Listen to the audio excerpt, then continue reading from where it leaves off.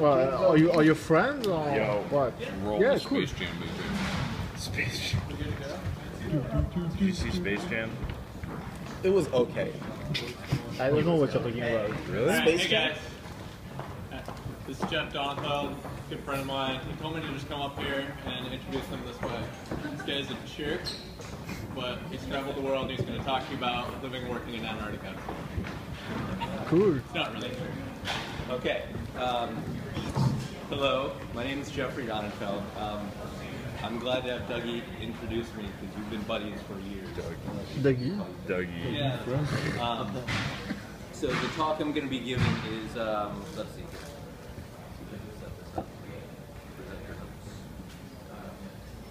The talk I'm going to be giving here is about living and working at the Amundsen Scott South Pole Station in Antarctica. I'm from Cincinnati originally, but I've lived and worked here in New York City for 8 or 9 years, mostly in the kind of tech startup world. One interactive ad agency where I was director of SEO, and then another mobile app developer where I was a director of internal marketing and did a lot of business development. It's been about 9 years since I've been living in New York, and probably about 4.5 years ago, I was sitting at my computer in a place very similar to this, sitting behind the computer, kind of doing my daily work, and just kind of felt the need to get out. I've been in New York for a while and wanted to get out of the city and wanted to go see something new and do something awesome. And so I said to myself, what's my dream? How far can I go? What's the ultimate adventure that I want to take? Like, what's it gonna take for me to say goodbye or suspend my awesome career here in the city, working with great people in a great environment up on Broadway actually, and what's it gonna take for me to get out and do something awesome? And so I decided, out of all my research, I was like, what about Antarctica? Like, why don't I check that out? I didn't even know that anyone could live there, or there were people there, or how to get there, or anything. But I decided I want to do it. I don't care what it's going to take. This is going to be worth it, and I'm just going to make this happen, because why not? So I started networking. I started doing everything I could. I did a little research. I keyed it into Wikipedia. The first thing I did was Antarctica. Let's see what's going on down there. I figured out that yes, there are people there. Tourists go there, and there's also government presence. There's a bunch of stations there. As per the Antarctic Treaty, the continent is reserved for peace and science and research and advancing mankind, which is pretty cool. But I didn't know anything beyond just Wikipedia, so I started talking to everyone I know. I'm sure including Doug, saying, hey, do you know anyone who's ever been to Antarctica? Do you know how to go there? Have you ever heard of a trip going to Antarctica? Have any of your friends been there? Anything. Just give me something. You know, and little by little, I just started to make some contacts. I basically spent every minute of my life that I wasn't in work working on Antarctica, emailing people, going to events, doing all sorts of stuff. I have a blog that I've had for about 12 years now, and I decided to do a project whereby I wrote a blog post every single day until I got the job in Antarctica, to force myself to stay on top of things and always be looking for something new and interesting and staying involved in daily life, so I didn't slack off and forget about my past, right? And so eventually I started to build some resources, got in with the government. I started talking to the government HR maze, which was ridiculous and terrible. And you figure out there's a couple jobs. There's a lot of jobs in Antarctica. The U.S. runs a bunch of different bases, McMurdo, South Pole, Palmer base down there. And in addition to all the scientists there, there's support staff. There's cooks, there's doctors, there's mechanics, there's technicians, there's pilots, there's all sorts of people. And, you know, unfortunately, I'm not a scientist. I'm not an astrophysicist. And I'm not a professional mechanic. I'm not a pilot. I'm not a lot of the things that they need down there. But I decided to try anyway. And so I applied for about 45 different jobs every year for 4 years in a row. Every minute of my time that I was out of work, I was putting off going to have a beer with Doug, and I was applying for jobs. I applied for a ton of them. talking to everyone I possibly could. And in support of trying to get one of these jobs, just one of the positions is all I needed. One of the positions is all I needed. I got a bunch of new certifications. I basically did anything I could to make myself a candidate. So I got OSHA HAZWOPER, so I could clean up radioactive material and hazardous waste, which is a little crazy. I did the Serve Safe, like food service thing, so it's the training that most bartenders have to go through. It's pretty basic, but you need it for some jobs. I upped my PADI scuba diving certification to nitrox and rescue diver, which was a lot of fun. I went to the Wilderness Medicine Institute of Knowles and became a wilderness first responder, which is an awesome weekend. Sort of 2 weeks up in Leadville, Colorado. Lots of fun doing field emergency medicine. I renewed my emergency medical technician certification, so that makes me a wilderness EMT. I did a winter outdoor educator course with the National Outdoor Leadership School, so I lived up in a snow hut in the Northern Tetons for a month. We made this thing. It was really freaking cold in there, but it was a lot of fun skiing around in the snow and hanging out. I also learned to telemark in about 3 days, and 3 days later I was pulling a 100-pound sled on telemark skis. Like, okay, I hope I can keep doing this for a month. But so I applied and applied. It was really frustrating, and finally I was in Colorado on a road trip with my 2 siblings, Jill and Jason, and I finally got a call from HR, and they were calling me and they said, hey, do you have your travel papers in? I was like, yes, I have my travel papers in. I'm alternate for one of these positions. They're saying, hey, are you ready to go? Like, could you leave? And I said, yes, what's the meaning of all this? They were like, we don't know, give it a minute. Next morning, woke up and there was an email from HR at Lockheed Martin, which is the subcontractor under the NSF, saying, hey, we have a contract for you. The only stipulation is you have to leave out of Denver in 5 days. So you have 5 days to pack up your entire life and then get your ass to Denver and get on a plane. And so that's what I did. In the car ride home from Telluride back to Boulder, where my parents live, I actually went on my iPhone and ordered my Amazon wish list of like my Antarctica dream gear list. I said, just order it all, prime shipping, get it here immediately, I'll cruise through and send back what I don't need. And 5 days later I was packed, kissed my mother goodbye, and flew. I flew from Boulder through San Francisco to Los Angeles, and then all the way around to Sydney, and finally down to Christchurch, New Zealand. This was all commercial air, just standard flights, but since I was flying on government orders, I got a little extra baggage allowance. I had, as you saw, that big blue Patagonia expedition bag. In Christchurch, New Zealand is the International Antarctic Center.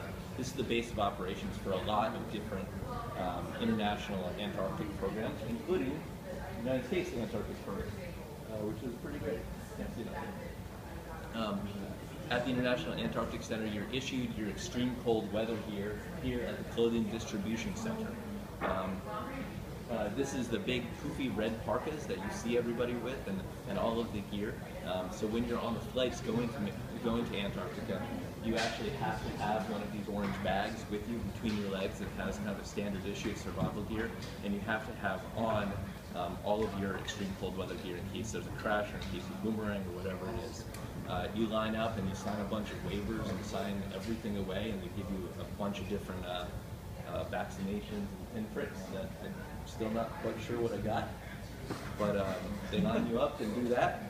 And then the next morning out of Christchurch, have my overnight bag from McMurdo. I have my extreme cold weather gear bag. I've got my red parka on with my name tag and USAP logo.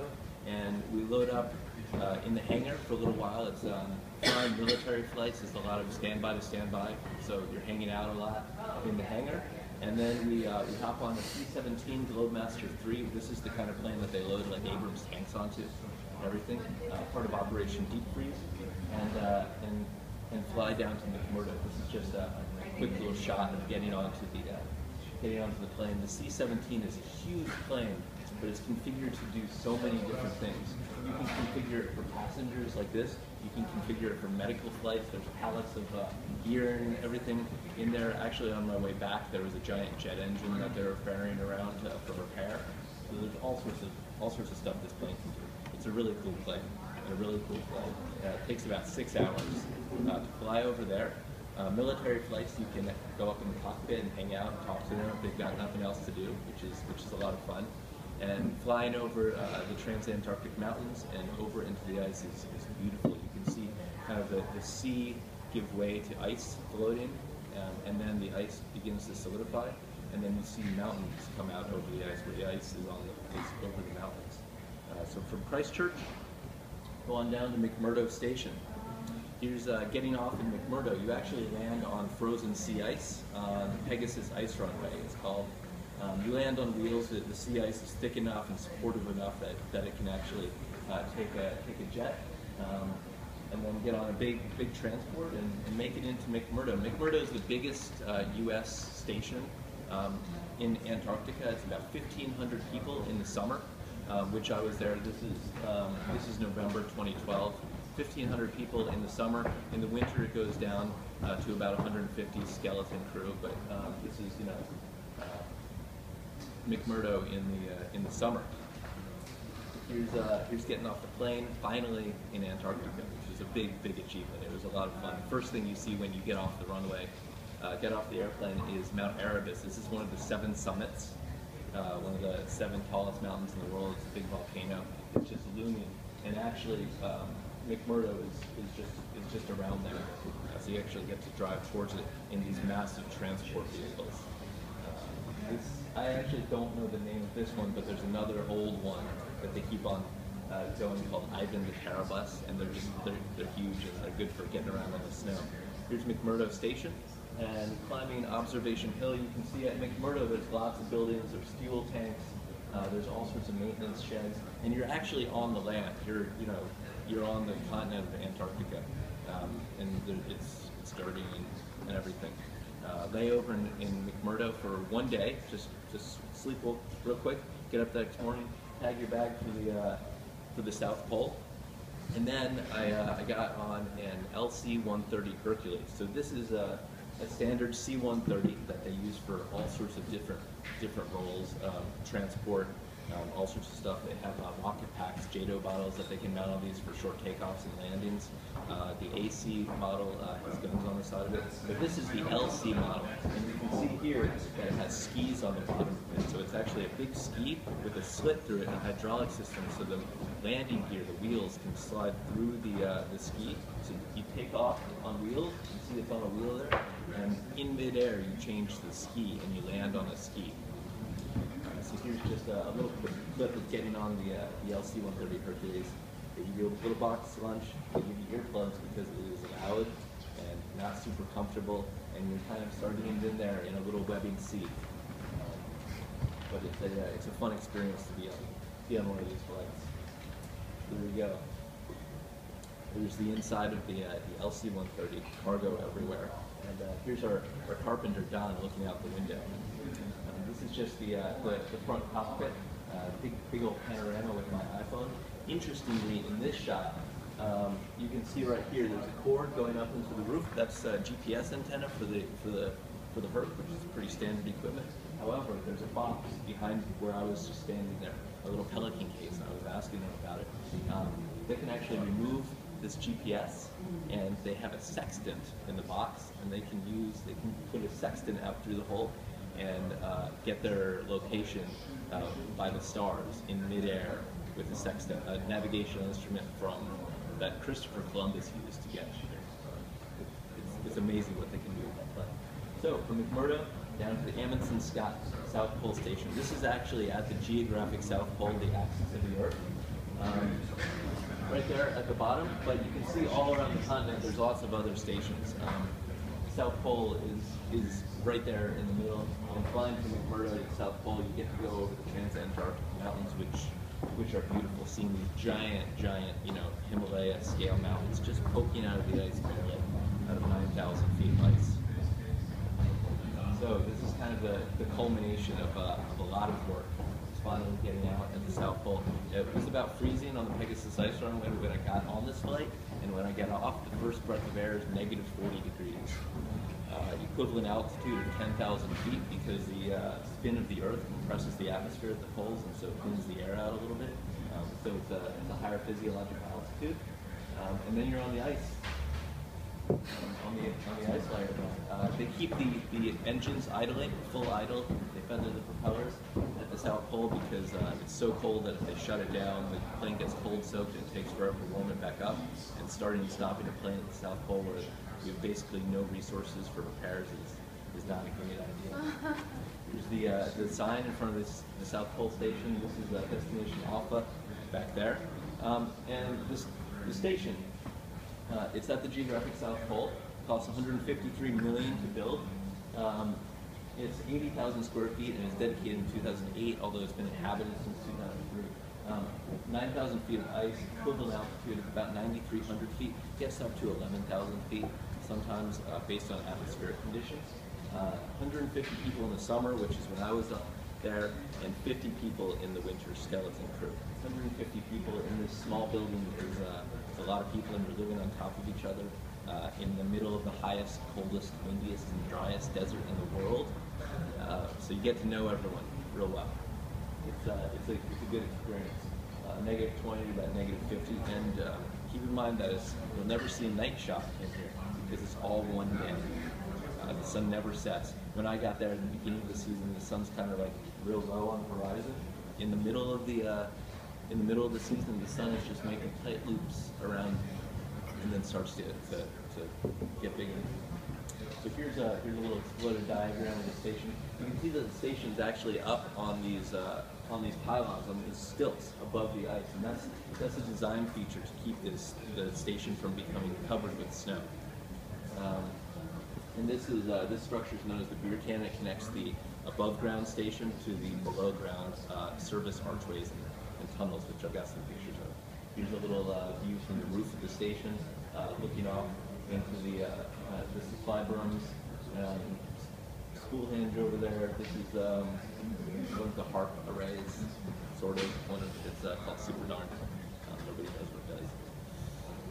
Here's the station crew, and you can see this is a side view of the station. You can see the front end of the station here is beveled a little bit, right? It has this cutout, and this is the wind actually comes from this way, going there. And it's a really nifty little design feature. It's so simple, but it works. It acts as kind of a jet engine or a wing. So when air hits it from this way, the bevel funnels the air under the station, and when you compress the air, you also speed it up, and that has an effect of sweeping the snow out from under the station, so it stays clean underneath. So, at the South Pole, there's 4 South Poles. I don't know if you guys knew that. There's the geographic South Pole, which is the marker axis of the Earth, spins around it. There's the ceremonial South Pole, which is where you probably see most pictures being taken. They keep it nice and pretty. There's flags all around it. It's this big mirrored ball. There's the magnetic South Pole, which is where your compass would point. It's in the ocean right now. It changes locations periodically, gradually. And then there's the South Pole of inaccessibility, which is the point on the continent that's the farthest away from any coast. So there's a pole of inaccessibility for North America, for Antarctica, for all the continents, but this is the South Pole of inaccessibility. I haven't actually been there, pulled this off Wikipedia, but the Russians were the first ones to get there, and they made a statue of Lenin pointing towards Moscow. Very interesting. Here's the ceremonial South Pole. Got the barber pole. That's me in my ECW hoodie. We call them Big Red. It's heavy. It's like 5-10 pound parka. You can put it on over a t-shirt, go outside, and you're good for a good 5-10 minutes. It's pretty great. Here's the geographic South Pole. That marker is the axis of the Earth, kind of offset from the station. You can see behind it the top of the beer can. And this is what the marker looks like. They build a new marker every single year, and on January 1st, there's a big ceremony to replace the marker. So because the station is on an ice sheet that's constantly having more snow and ice put on top of it, it actually moves. It's actually shifting in a predictable direction. It moves about 10 meters per year at the pole, and so this marker moves 10 meters per year. So every year on January 1st, they resurvey the actual geographic pole of the Earth, and they have this big ceremony to bring the American flag around and put a new marker in. It's an interesting ceremony, and it's one kind of interesting issue is, there's an American flag next to the Pole, but no other flags. All the other flags are at the ceremony. What a surprise! So it's an interesting little detail. These are all the previous South Pole markers, which is also interesting. You'll notice that this one is just a piece of paper because it was stolen. I had a lot of jobs at the pole. I had one main job, and my main job was as the breakfast cook on station, which was fun. It was great. It was a lot of work. I woke up at 2 a.m. every single morning, and I single-handedly cooked breakfast for the entire station, 150 people, and so that breakfast. Yep, the whole time, 6 days a week. On Sundays we had brunch, so it was just a brunch and then dinner, and I got to sleep. Brunch is 5 days. Brunch is 5 days. Yeah. Breakfast is So from 2 a.m. to 6 a.m. I cooked, and then from 6 to 8 I served breakfast. My basic menu was I did a pot of hot cereal, so like an oatmeal or something, and then 2 kinds of scrambled eggs, one with an ingredient. I did meat, so sausage or bacon or whatever, and then potatoes, so some sort of home fries, tater tots. I did a second dish, so like a quiche or an egg bake or potato skins or something good. And then I also did a sweet, so pancakes or waffles or French toast. I would do 2 plates of pastries that a pastry chef made, a bowl of fruits when we had it, or canned fruit, yogurt, and granola, as well as a whole coffee and tea. So it was a lot. I also worked as an EMT in the medical clinic. I was the press correspondent for the National Science Foundation and sent images to the Associated Press and the Antarctic Sun, the NSF's Antarctica publication. I was one of the tour guides on station, and then I was also a field science assistant. I'll get into that a little bit later. There's me in the kitchen, getting good on the deli slicer, and there's me with the whole buffet. One interesting little tidbit about this was in the middle of the season, I started to develop this pain in my elbow, kind of like a tennis elbow, tendonitis type thing. I went to the doctor and I was asking him about it, and we couldn't pinpoint it. And he was like, it's from the eggs. Every morning while breakfast is being served, I stood at the griddle and made eggs to order, or easy, whatever it is, and it was from flipping eggs all morning. Hundreds of eggs. Great occupational hazard. There's the galley in the station. These monitors show us our SAT stats, so when we have satellite passes and we get a data connection, when we have flights coming in, all sorts of things. We have little parties at the station. So this is Thanksgiving dinner. You'll notice that we've got a piece of cardboard in the window right there, blocking out the lights so that we can actually have it feel like it's night for a little bit. Everybody gets their own bedroom. So this is my room. It's about the size of a New York City apartment. Very, very small, but I had my own bed. I blocked out my window with some cardboard and curtains. I found a little red light so I could turn off the fluorescent light and have a red light in there so it felt kind of nighttime-ish. And had this MacBook down there and had an internet connection. So we did have internet, could chat with people, and miraculously iMessage still works down there, which was great on my Mac. So I can texting friends and shoot Doug a message here. The internet connection works, but it's not fast. It's supplied to us by the NASA TDRS satellite, among other connections. But the main fastest one is NASA TDRS. This is a view of the satellite dish inside the golf ball, the radome there. We share bandwidth on the NASA TDRS satellite between us, projects like the Hubble Space Telescope, the International Space Station, and a couple other different projects. And it's slow, but it works. Here's the medical clinic, fully equipped for trauma. There's 2 ward beds in there. There's a little dentist chair back there. We have X-rays, ultrasounds, defibrillators, suction, all sorts of good stuff. There's a whole blood lab in the clinic, so we can do blood work if we need to. Here's the southernmost post office in the world. We all have our own mailboxes and a huge DVD library. And this is kind of the coveted stamp. We get a lot of requests for people, philatelic mail, I believe, from stamp collectors wanting this stamp. There's a gym on the station. This is our gym, and then up here is actually like a little workout room. As much as we work down at the station, you also have to relax and play a little bit, or you'll go crazy in the middle of nowhere. So there's a lot of facilities devoted to relaxation. There's open mic nights up here and singing some songs and hang out.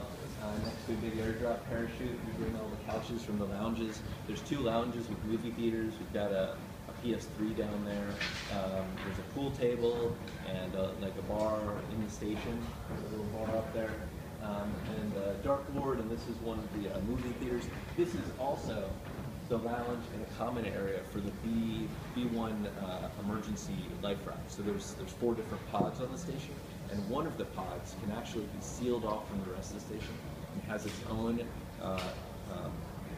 power station, its own beds and life support systems. There's food caches, water treatment, all sorts of stuff. So if something happens in the winter and they can't get out, people can kind of move off to the lifeboat station. We also have a greenhouse. This is William Patterson working on some new growth formulas and experimenting with wavelengths and light to make plants grow efficiently. It was a lot of fun to hang out there. Hang out in there because the air in the greenhouse is nice and wet and warm. It's pretty much 0% humidity everywhere else, so everything gets real dry and sharp branded. So hanging out in the greenhouse is always fun. Underneath the station, there's the ice tunnels. So these are all of our service and supply conduits. We take the beer can, that big beer can looking structure, goes all the way down a couple steps to about 50 feet under the station. And you go through all these supply corridors. This is way under the polar ice cap. And if you go deep enough, you get to the South Pole ice tunnels. These are just cut straight out of the ice. And these supply power conduits and then water and outfall piping for getting water, which we melt out of the snow and ice, and then also returning sewage outfall back into the snow and ice once we've melted out these big bowls under the ice. In the ice tunnels, it's negative 60. It's really cold. Every breath of air you can see just crystallize in front of you. And we have all this heat trace on each one of the water pipes with these indicators that there's power on the heat trace. If this indicator light goes off, it's bad. So just do them, spot check it, make it nice and easy. Deep inside the ice tunnels. If you go way down there's one kind of curious thing that I'm not really super clear on, and I never got a full explanation of it. But you get to this sign, the South Pole Gravity Station. I put the numbers on there because it's mysterious, and that's what it made me think of. But I yet to get a really good explanation of that, right? Also down in the tunnels is our power plant. The station makes power by burning A&A jet fuel. About 600,000 gallons of A&A jet fuel. Here it's about $45 per gallon. 600,000 gallons per year. So it's not inexpensive. And there's our fuel stores under the station. Oh, notably about this, it's since it's so cold, the fuel is stored at pretty much 0 pressure. It's where we store our food, and then getting out of the tunnels, this is the main exit, and then this is the emergency exit. So if you have to go out the back of the tunnels, this is how you get out. Then you're about 200 yards away from the station. Yeah, so it's not that bad, but it looks like you're way out there. And actually, one of the kind of crazy things is when you're on the station or you're walking outside the station, you can turn around and see the station and there's a couple little buildings and machinery and stuff, but then you turn the other way and you're looking off into the most vast expanse of nothingness you could possibly imagine. It's kind of amazing. It's a special feeling. Here's our fire crew with Elephant Man, their fire vehicle. They tow these big fire suppression units out onto the runway for flights to land. One of my jobs, one of my unofficial jobs, was I was a field science assistant. So every bit of free time that I had, that I wasn't working in the clinic or in the kitchen or whatever it is, I would always talk to the scientists. We all ate dinner together. We'd have a beer after work. We'd all hang out. And I always told them, if you guys need anything, if you want me to bring you cookies from the kitchen, if you want me to carry stuff, drive the van, like whatever it is, let me know, I'm there. So pretty much every day off I had, every Sunday, I would go out and work with the scientists and help them out.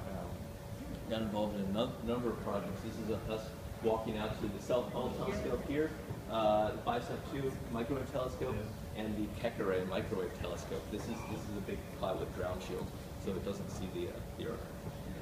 It takes about 15 minutes to walk out there in our big reds. usually make it. It's not that bad of a walk. So here you're looking off into this is the South Pole telescope. This is a 150 gigahertz microwave telescope looking at the echoes of the Big Bang. So if you go look at that like multicolored Kobe image, right, the Big Bang, they're looking at very specific parts of that image. And it's really cool to be in there. This is inside the rotating mount, not of SPT, but of the Keck-Array, another microwave telescope. It's just so interesting to be inside these experiments, and be working on all this cool gear. Got to take apart the microwave receivers and see how these things are made. Get deep into these, unbelievably sensitive electronics. The focal plane of these things actually gets cooled down to about 250 millikelvin. That's a 50 Kelvin stage, a 4 Kelvin stage that runs on helium-4, and then a 250 millikelvin stage, which runs on helium-3, a little pot of helium-3. It was cool being able to take apart those refrigerators.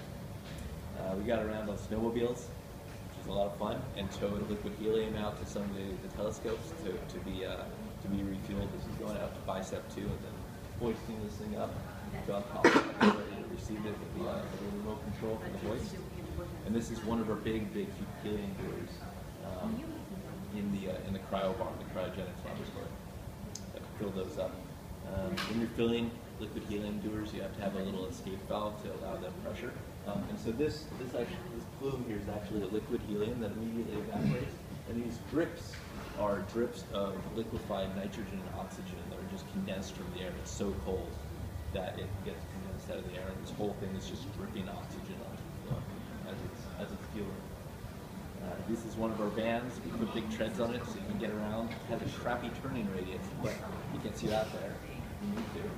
This is out at the Ice Cube Neutrino Observatory. So they basically took a cubic kilometer of ice and they embedded it with these digital optical modules, DOMs we call them. These they're about the diameter of that bowl there on the table, and they look for something called Cherenkov radiation. There's a little flash of blue light that neutrinos make as they come through the ice. Actually, particles that are going faster than the speed of light make Cherenkov radiation. So in a nuclear reactor, if you look down at the cooling pool, you can see blue light, Cherenkov radiation. So that's what we're looking at there.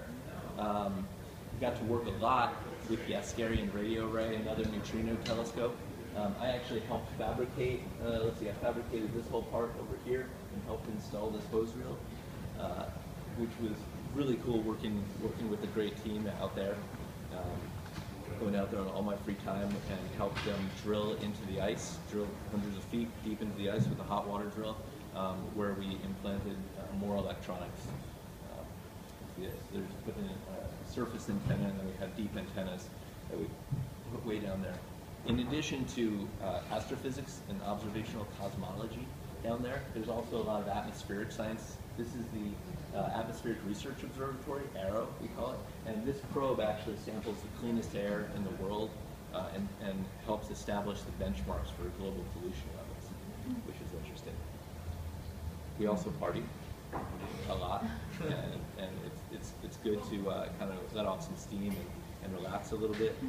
Got South Pole. This is just one of the barns that we were kind of used to hang out in. We had a luau in the middle of the season, set up a big airdrop parachute outside, made an ice bar, burnt some pellets to make a little barbecue, and had a few beers. You can hold a beer for 3 or 4 minutes in your hand before it starts to freeze. You kind of have to drink real quickly. You know, like here in the city, when you have a barbecue, you usually have a little cooler with some ice in it to keep the drinks cold. We had a cooler as well, except we used instant hand warmer packets to keep the beer liquid, which is fun. It's flat out there, but sometimes we make little mounds of snow and do a little sledding. New Year's Day, I got the pole hawk, which I thought was a lot of fun. The other things, I got to run the South Pole Marathon. One of the couple people in the world to do it. I think there's about 12 now. It was not my best time. I've done New York in a lot shorter than this, but it took me 5 hours, 41 minutes. It was about -20 while I was doing it, and I did it alone on a skiway. If you don't believe me, I put a little link there to my Garmin GPS watch track. And that's what I looked like after. That's all that my sweat that just instantly freezes. Other little things out there. This is basically a rainbow at the South Pole. This is called a sundog or perihelion, and it's circular, and you can see there's spots at 90 degrees. And there's also, you can kind of barely see it, but there's another second ring. And it's really, really spectacular when you're down there. You can see all these ice crystals in the air. On that day, you can just look into the sky and see it glittering because there's just ice crystals suspended. Is this all in your album? No. This is the NGO camp, non-governmental organizations. So tourists can't just come to the South Pole Station. There's all these international treaties, Antarctic Treaty, that restrict the use of all the facilities there and how everything's supposed to be used. So when tourists want to come there, they have a little section that's like probably the square footage of this office where we're like, you can set up there. You can't leave that unless you have an escort. And this is where you have to park your plane and everything else. So this is the NGO camp. This is where the tourists, the organization that does this is ALE, Antarctic Logistics and Expeditions, and Adventure Network International, is kind of one and the same. They fly down on DC-3s, Basler's, and Twin Otters, and get their fun pictures at the pole. And then I actually got to be one of the tour guides on station, put my big parka on, bring them into the station, and give them the tour to walk around, which is a lot of fun. A lot of these tourists are, some of them fly in and they're kind of just here to see it. A lot of them actually get dropped off at 89 degrees and ski the last degree, which is 60 miles. Those are a lot of times these, wealthy mountaineers who are doing the Grand Slam, the 7 summits, and the 2 poles, or just interesting people.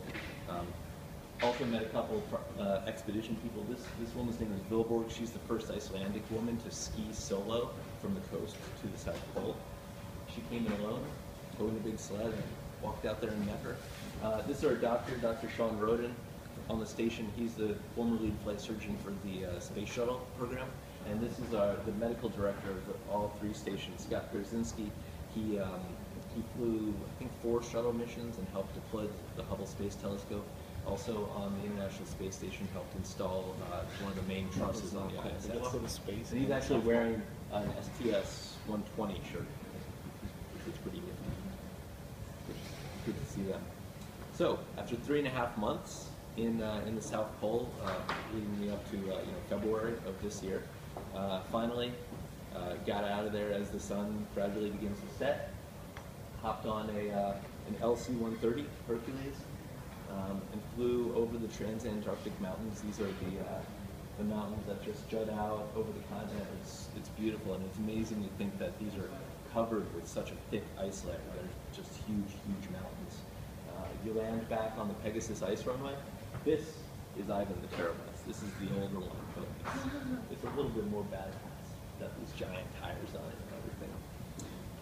And I got to spend another day in McMurdo.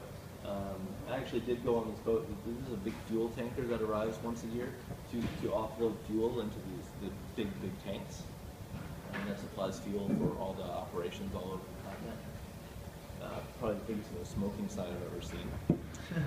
And then we head out on the Pegasus ice runway again, get on another C-17, and leave Antarctica to go back to Christchurch.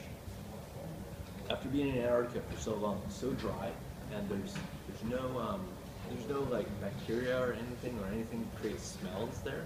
Completely dry, nothing smells except like the smelly people you're living with. So when I got back to Christchurch, kind of one of the most striking things. First of all, it was night when I got back there, so I got off the plane. What's going on here? But you can smell everything. The grass, the trees, flowers, you can smell everything. Hypersensitive. And then you can also feel the humidity on your skin. You're walking around, you're thinking, wow, I can feel like the humidity just going into me. And so that's the journey. It was a long time coming. It took me a lot of effort, a lot of time and money and effort to do it. I'm really glad I did that. It was one of the most incredible things I've ever done, and it's, I feel like it's shaping my next couple of steps, and it's been a big influence. I hope to get back someday, ideally with a science team, a couple of them who I'm talking to right now, and it was really incredible. So there you go. There's a little contact information for me. Oh, and to your, you asked before if I shot these on my iPhone.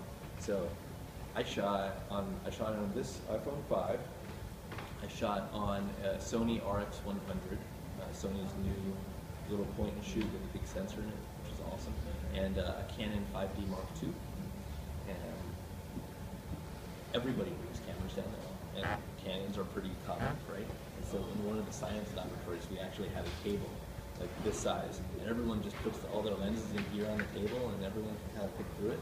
So on a given day, you can walk in there and go, ooh, there's it. Check that out. But yeah, had a lot of fun shooting pictures. There you go.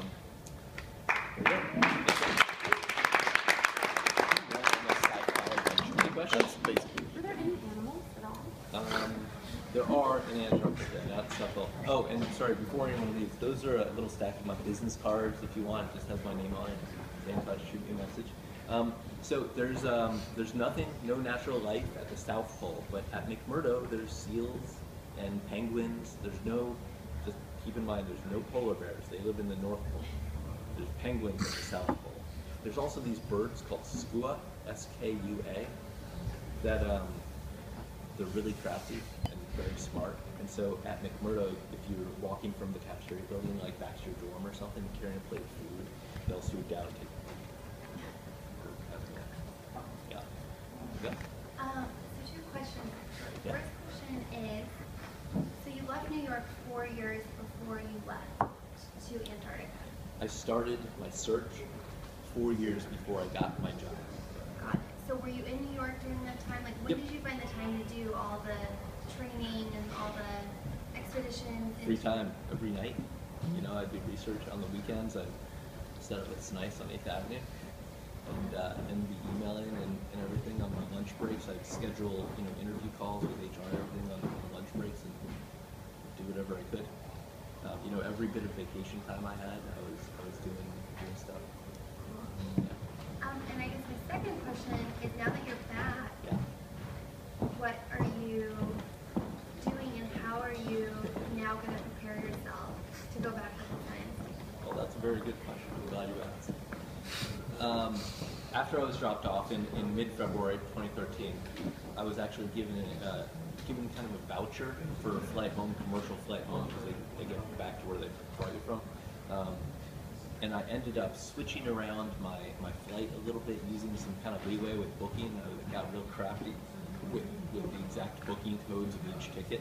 And I actually ended up traveling through Southeast Asia for 4.5 months. And so I have an animation somewhere.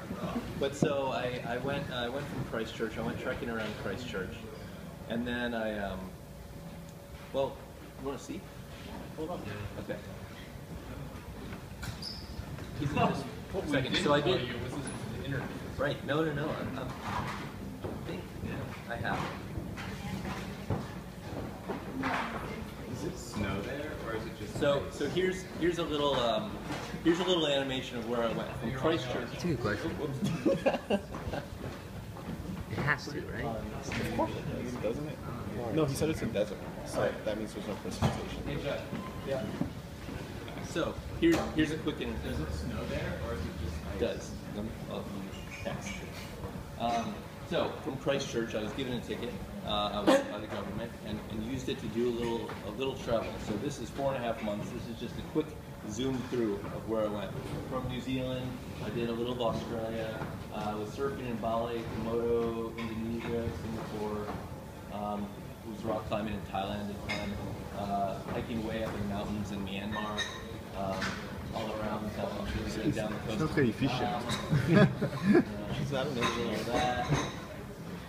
Bangkok, Tokyo, and then back to New York. So that was my general route. So you were a little bit economical with the voucher, just slightly. It's kind of New York City via, you know. Yeah, right. So I took the opportunity to travel. So I got back a couple of months ago. That was an amazing trip too.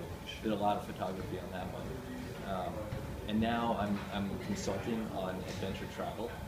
I've got a couple of little trips that I'm working on helping some people out with. I've been doing some photojournalism. and I'm actually looking for the next position. What my goal is right now is to use my project management experience that I got from the startup world, along with my knowledge of travel and my passion for travel, to work as an adventure travel program manager. So bringing together all the logistics and planning and everything to create adventure travel programs that are highly marketable. And so that's what I'm working on right now. Yeah. So you were talking about some of the mountains. You were talking about some of the mountains. Do people actually like climb those mountains? Yeah. So Vincent Massive, Vincent Massive is one of them. Mount Erebus is another big one. There's mountaineering expeditions there all the time. You get companies like Antarctic Logistics and Expeditions, and all sorts of companies that do climbing trips. Sorry, with snow. It doesn't snow per se like it does here in New York. It's so dry there, but we do get weather, and most of the precipitation comes in as like ice crystals. You can see that slide with the perihelion. It's like ice crystals coming down. So yeah. Sorry. Yeah. How long do people stay typically? Is it years? The summer season. So it's 150 people at the South Pole in the summer. Summer is really only from October, November until beginning of February, and that's because they can only run the season when it's warm enough to have lights down there. The jet fuel they use is JP8, which is standard jet fuel. They add an antifreeze to it, so it's called AN8, and it's good down to -50. Once you get below -50, the fuel starts freezing. And so actually, the day that I left was we hit -50, and they said, okay, we have to go. Everybody has to leave now. We're getting on the plane.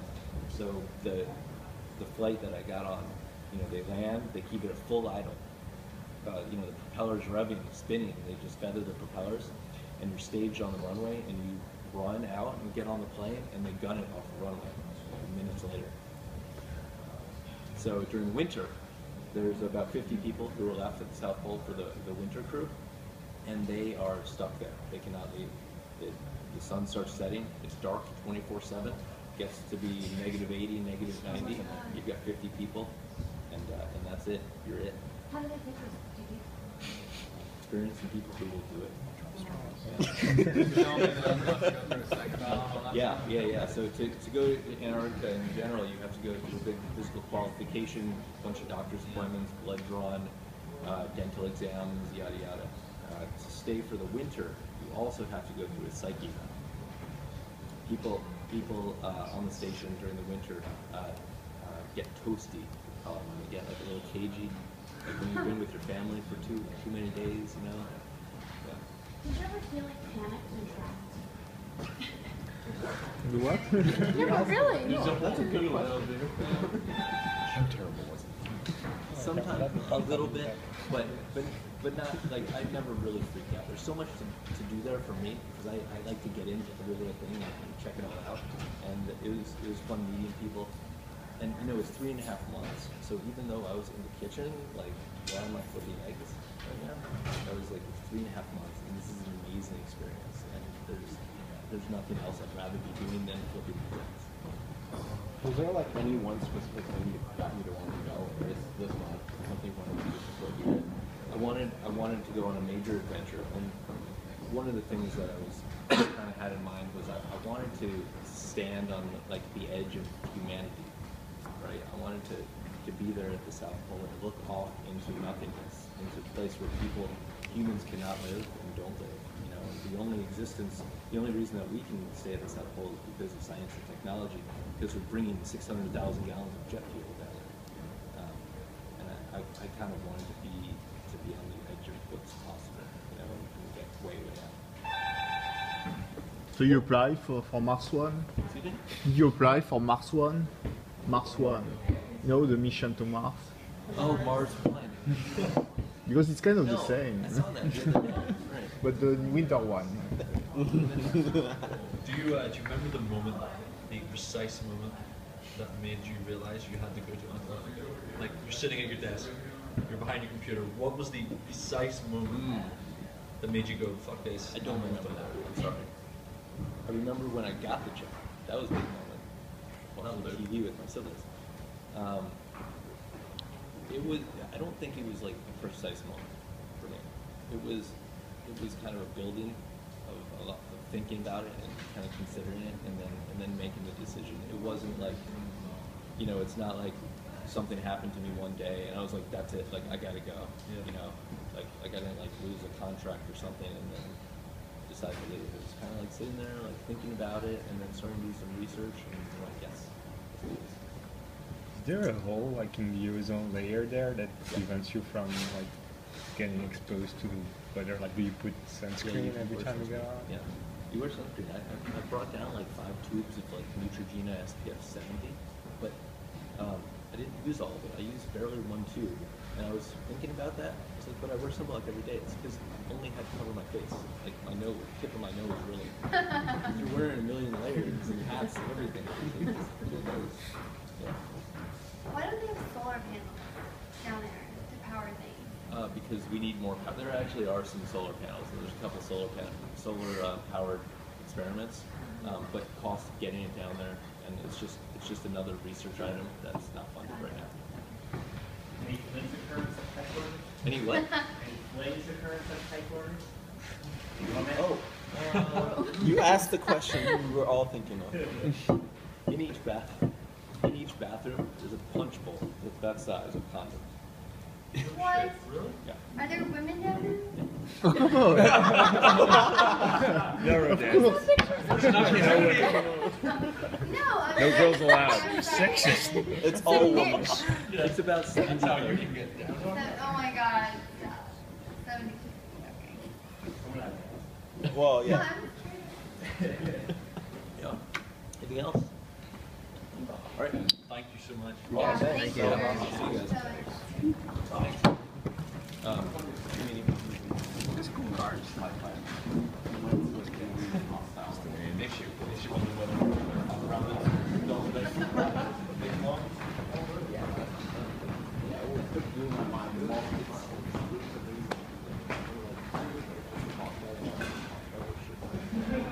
I mean, I'm sure we might have on every day.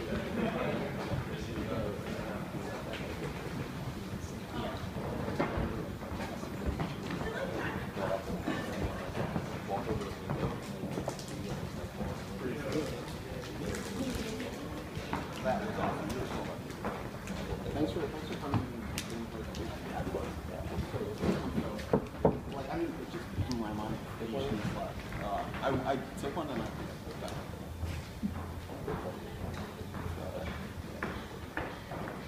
I'm wrong. It's interesting because I'm not comparing anything. I'm from France and I spent like almost 1 year to take H1B. So I was really focused. Like you said, at some point I said, I'm gonna go to New York. So I started like all my time was spent like optimizing stuff, so applying to every job out there and getting a diploma, everything. And it took me 1 year. 1 year of full time, and that time was out, everything was out. I was just doing this interview on demand every night. And how do you, after 1 year, I was completely able. I finished one year, so it's fun. But it was, in the mind, I was, in my head, I could say, I'm going to stay for a long time. I'm not going to stay for months and months. But it took me 1 year, and I was even starting on top. Not to give up, but it's like, it's really hard. And how do you do it 4 years for 3 months? So how do you put I really wanted to do it. yeah, okay, but at some point you get used to it. Okay, I really wanted to do it. And then the first couple slides I had on here, like, the other way that I stayed motivated is like doing shit like this, like diving and doing like, yeah, well, because in order for me to go, I knew I was going to have to do that certification, and so it was kind of a cool motivation to go, all right, I'm not just going to go do this big wilderness trip because it's something random I want to do. It's like I have a goal in mind, and I'm going to stay on it. And so that's kind of kept me motivated because it gave me good form. So you did all those little stuff like you start looking, I'm gonna do all this, or Because you apply to the job and they say, okay, you need this, you just need this and this and this, and you don't look Yeah. at the big goal. Well, it was a little bit of both. I knew that for some jobs before I even applied, I knew that I didn't have qualifications, so I needed to get the qualifications. And so I did it preemptively, and a couple times, like Haswapper, right? Like